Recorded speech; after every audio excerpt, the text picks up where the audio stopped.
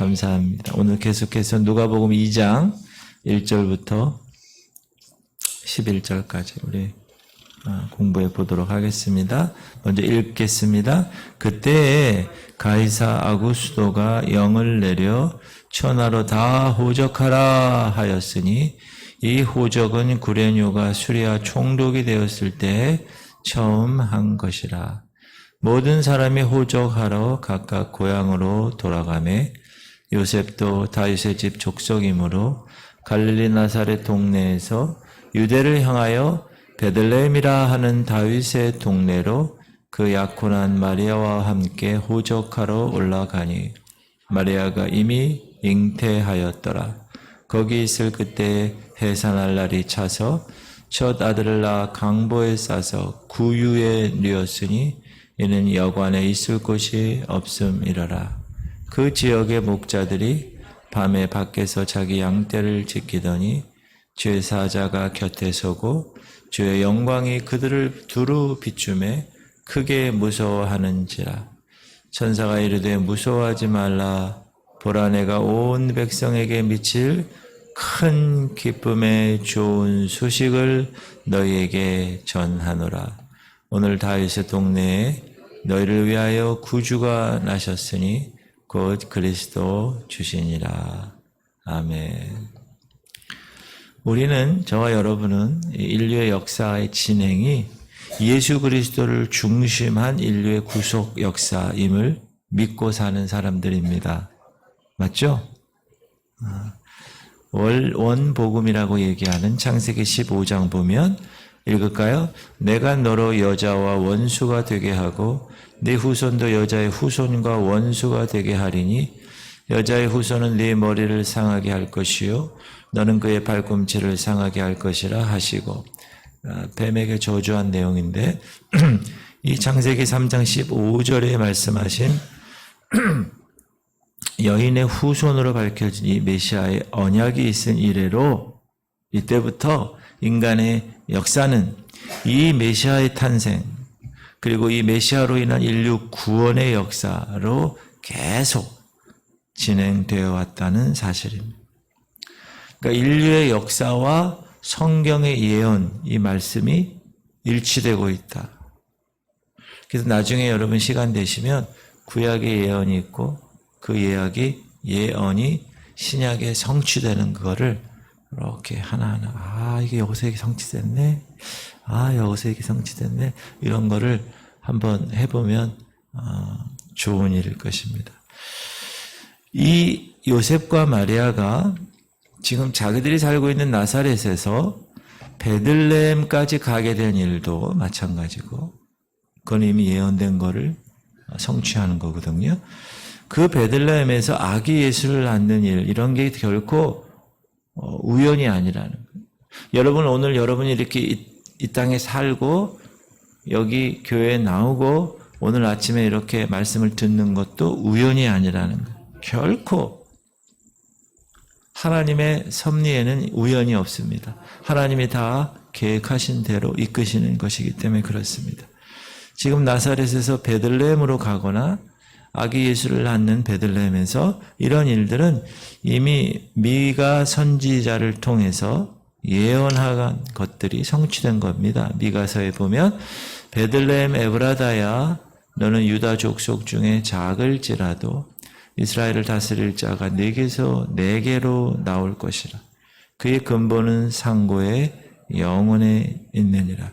이렇게 역사는 메시아의 탄생과 그 메시아로 인한 인류 구원의 역사로 계속해서 진행되어 왔고 진행되어 가고 있다는 사실을 꼭 기억하시기 바랍니다.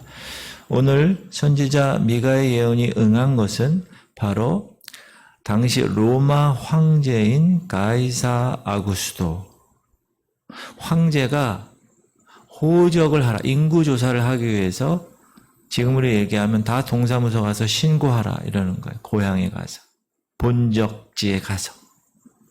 누가 그랬다고요? 이 사람이 그랬다. 이 사람이 아구스도라는 황제라는, 이 사람은 로마 황제의 이 아구스도가 이때 등장한 것도, 그리고 호적 하라 한 것도, 그리고 우리가 잘 아는 헤롯 왕 폭군이죠. 그 사람이 그 시대에 등장한 것도 다 그리스도 탄생의 예언을 이루기 위한 하나님의 섭리였다는 것을 우리가 알게 되는 것입니다. 이 아구스토스는 당시의 로마 황제고, 이 사람의 이름은 가이우스 옥타비우스고, 역사적으로 실제 있는 인물이죠. 우리가 세계 역사에서 배웠잖아요. 근데 그가 자신의 통치 기간 중에 인구조사의 명령을 내렸어요. 근데 그는 그냥 자기가 하고 싶어서 인구조사의 명령을 내렸지만 부지중에 그랬죠. 그러나 미가서 방금 우리가 읽은 이 메시아 탄생에 하나님의 예언을 성취시키는 일에 쓰임받은 인물로도 우리가 설명을 할 수가 있습니다. 요셉과 마리아도 호적하러 온 이 요셉과 마리아의 경우도 마찬가지입니다. 예수님 부모가 되는 이 두 사람도 그들의 고향이 원래 나사렛 땅에 거주하고 있었는데, 주의 사자가 꿈에 요셉에게 나타나서 야, 마리아 데려오기를 두려워하고 지체하지 말고 그 명령에 순종해서 자기 집에서 마리아를 보호하는 거죠. 하지만 예수가 탄생하기까지 함께 동침하지 않았다고 했습니다. 우리가 마태복음서를 또 보면 이 일을 생각할 때에 주의 사자가 현명하여 이르되 다윗의 자손 요셉아, 네 아내 마리아 데려오기를 무서워하지 말라. 그에게 잉태된 자는 성령으로 된 것이라. 아들을 낳으리니 이름을 예수라 하라. 이는 그가 자기 백성을 그들의 죄에서 구원할 자이심이라 하니라.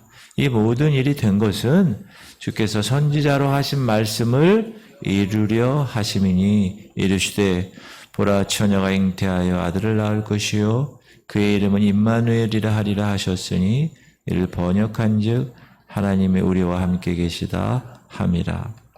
요셉이 잠에서 깨어 일어나 주의 사자의 분부대로 행하여 그의 아내를 데려왔으나 아들을 낳기까지 동침하지 아니하더니 낳음의 이름을 예수라 하더라. 원래 우리는 베들레헴에 가서 호적할 사람은 마리아가 아니라 요셉이라는 사실을 알게 됩니다. 그러면 요셉 혼자만 가면 될 텐데 왜 만삭된 마리아까지 데리고 갔을까? 그것은 요셉이 메시아 탄생에 대한 미가의 예언서를 알고 있었기 때문에 그렇다는 거죠. 그래서 자기가 그것을 알고 그러면 내가 마리아를 데리고 가야 되겠다라는 그 미가 선지자의 예언을 응하게 하려는, 성취하게 하려는 믿음의 행동으로 봐야 될 것이다. 우리는 복음서에서도 마찬가지입니다. 예수께서도 복음서에서 3년간의 공생에 하는 그 모습을 보시면 자기 자신도 선지자들, 구약 선지자들에게 자기에 관한 예언이 많이 있잖아요. 메시아 그분이시니까. 그것을, 그 하나님의 말씀을 성취하시기 위해서 응하게 하시려고 힘쓰신 사실을 우리가 알 수 있는데, 이렇게 얘기하시죠. 이는 아버지께서 내게 주신 자 중에서 하나도 잃지 아니하였사옵나이다 하신 말씀을 응하게 하려 함이로라. 그 후에 예수께서 모든 일이 이미 이루어진 줄 아시고 성경을 응하게 하려 하사 이르시되 내가 목마르다 하시니. 하나님께서 메시아를 통하여 이 땅에서 행하실 그 메시아 구원의 그 역사를 예수 그리스도께서 아신 거죠. 그래서 그 예언을 성취하시기 위해서, 응하시기 위해서 그분은 그렇게 사셨다라는 것을 우리가 알 수 있습니다. 우리가 아우구스투스 황제, 헤롯, 지금 베들레헴으로 가는 이 모든 여정들, 예수님의 부모들이, 이런 것들도 다 미가 선지자 혹은 이사야 선지자가 얘기했던 그런 말씀들을 응하게 하려고 하셨다. 그래서 예수님이 이제 태어나시게 됩니다. 요셉과 마리아가 이 베들레헴으로 이제 갔을 때 이미 마리아는 잉태되어 해산할 날이 다가왔다. 그 약혼한 마리아와 함께 호적하러 올라가니 마리아가 이미 잉태하였더라. 거기 있을 그때에 해산할 날이 찼다. 그 해산은 요즘은 어떻게 해요? 산부인과를 가든지 그 여성 병원이 따로 있죠. 저 어렸을 때는 그런 게 없는 것 같은데. 그리고 아기 태어나고 산모들을 갖다가 이렇게 잘 이렇게 해주는 곳도 요즘 있어요. 그렇죠? 몇백만 원씩 해가지고. 이 당시는 여관이 있었는데 아기 예수는 여관에 머물 곳이 없었다. 첫 아들을 낳아 강보로 싸서 구유에 누웠으니 이는 여관에 있을 곳이 없습니다. 베들레헴 지역은 다윗의 옛 도성인데 큰 도읍은 아닙니다.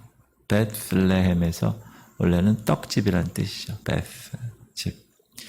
거기에는 그곳을 지나가는 나그네를 머물기 위한 여관이 몇이 있었는데 지금은 호적하러 온 사람들이 너무나 많아서 꽉 찼다는 거예요. 여관에. 그래서 요셉은 아마 어느 여관 주인에게 간곡히 부탁했겠죠. 제 아내가 지금 임신해서 애를 낳아야 돼. 있을 곳이 방이 없으니 말이 있는 마구간 한 편이라도 좀 배려해 주시면 감사하겠습니다. 그래서 예수 그리스도 그분은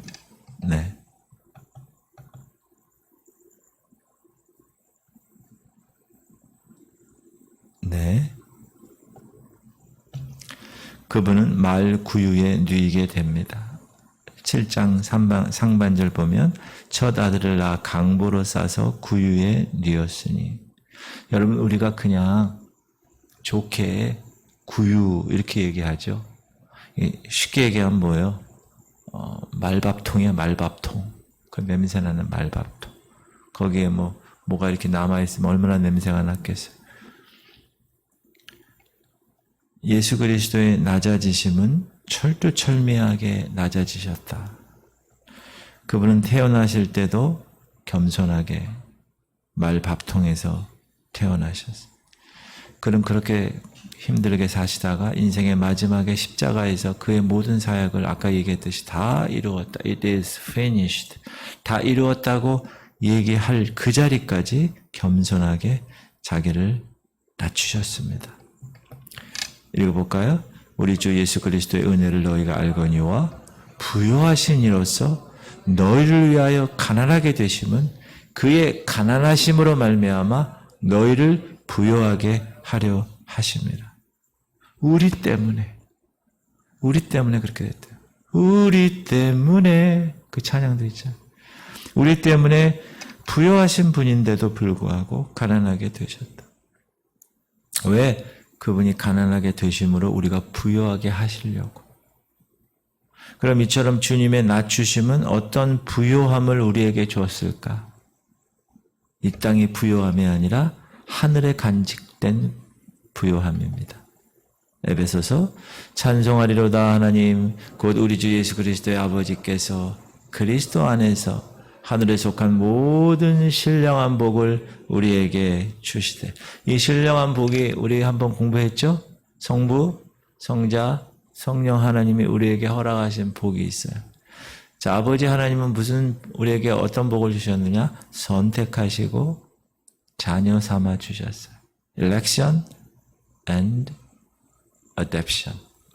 두 번째, 성자 예수 그리스도 그분은 우리에게 속량사건, 자의 피값으로, 목숨값으로 우리를 구원하셨어요. 그리고 우리에게 이 땅을 살아갈 수 있는 이 말씀을 계시하셨어요. 그래서 속량하시고 redemption, 계시하셨어요. revelation.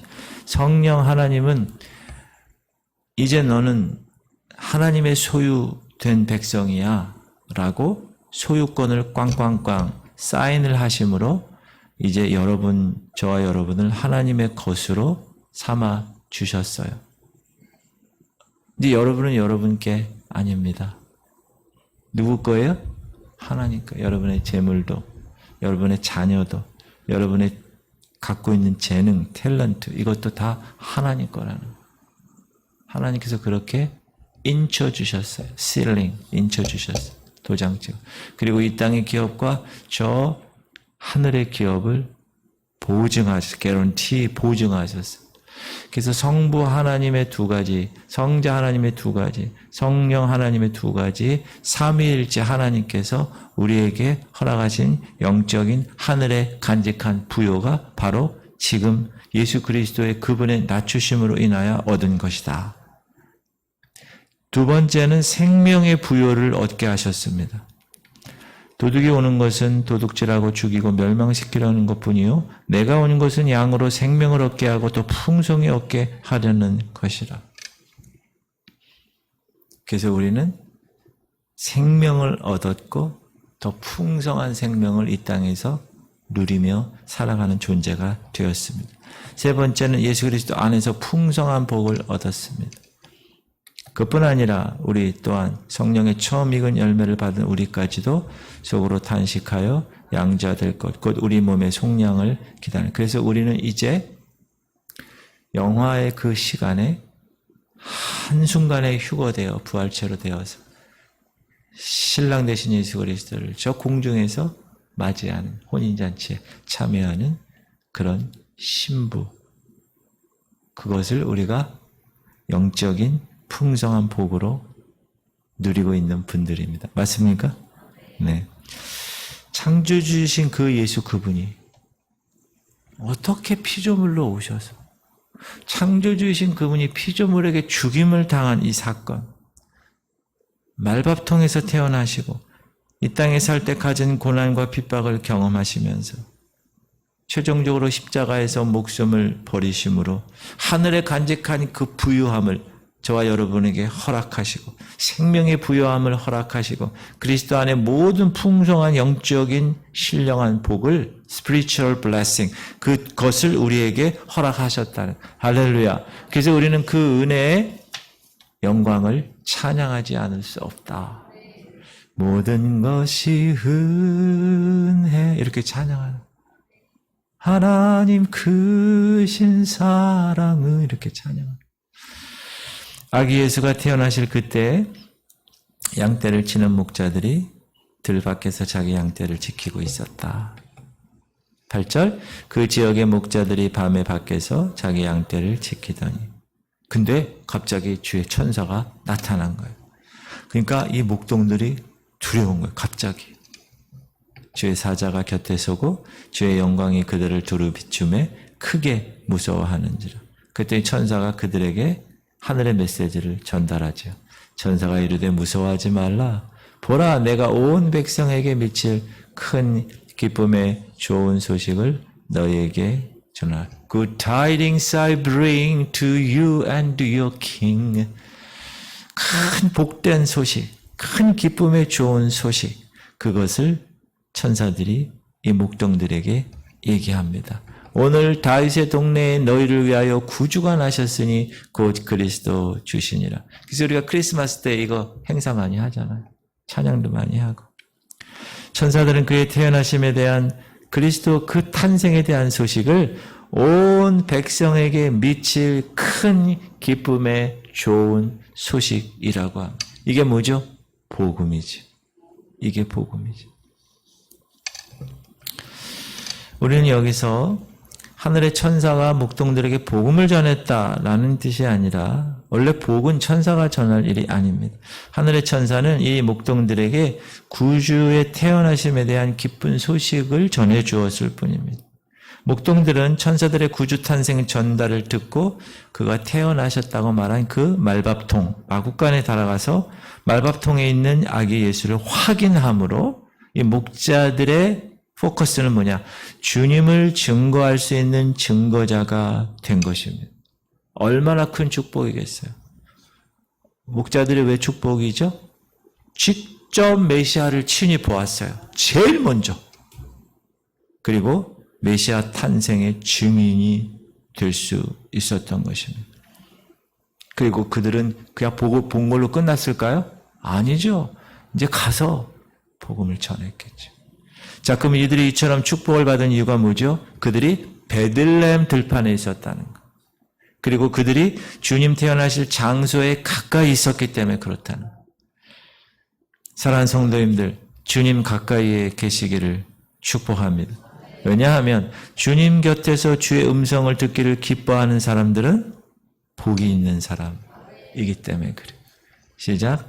누구든지 내게 들으며 날마다 내 문 곁에서 기다리며 문설주의 옆에서 기다리는 자는 복이 있나니 대저 나를 얻는 자는 생명을 얻고 여호와께 은총을 얻을 것임이라.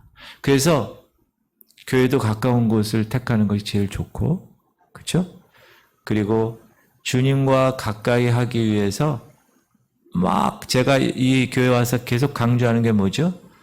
10년, 20년 지나도 맨날 베이비로 우유만 먹겠다고 젖병만 달라고 하는 그런 삶이 아니라 성장해서 단단한 식물, 갈비를 드셔야 할 거 아니에요.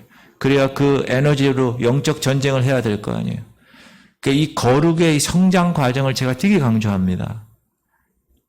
그러기 위해서는 어떻게 해요? 가까이 해야지. 말씀을 가까이 하고 기도를 계속 해야 되고 성령 충만함을 사모해야 되고 제가 3가지만 얘기하잖아요. 항상 말씀, 기도, 성령 충만. 그리고 주님이 주시는 비전을 가지고 다시 오실 예수 그리스도를 향하여 최선을 다하는 삶. 그것이 어떻게 이루어질까요? 주님과 가까이 있으면 이루어지는 거예요. 주님과 가까이. 이 새벽 용사들은 이 새벽을 공기를 헤치면서 나오는 이 얼마나 귀한 일인지 모릅니다.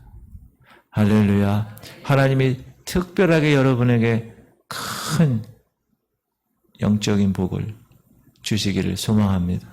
이 땅에 살 때도 육적인 복도 신명기 말씀처럼 나가도 복을 받고 들어가도 복을 받고 떡반죽 그릇이 복을 받고 위에 있고 아래 있지 않고 머리가 되고 꼬리가 되지 아니하며 하나님은 늘 형통한 삶으로 붙들어주는 그런 삶의 주인공들이 여러분들입니다.